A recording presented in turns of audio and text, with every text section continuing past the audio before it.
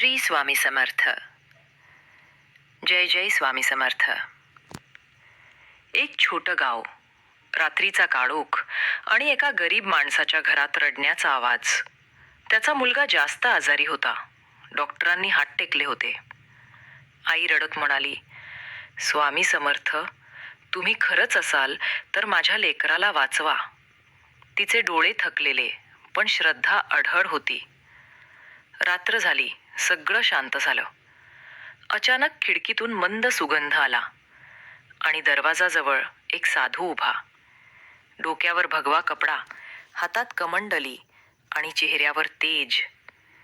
ते म्हणाले, बाई, घाबरू नकोस. लेकराला हे पाणी दे, सकाळी तो खेळेल. आईने काही विचारलं नाही. तिनं ते पाणी दिलं.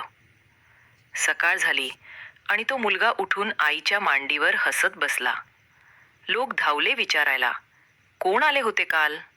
आई म्हणाली, मला नाव विचारायलाही सुचलं नाही, पण त्यांच्या मागं जप चालू होता. दिगंबरा दिगंबरा, श्रीपाद वल्लभ दिगंबरा. गावात सगळ्यांनी सांगितलं, तो दुसरा कोणी नव्हे, अक्कलकोटचे स्वामी समर्थच होते.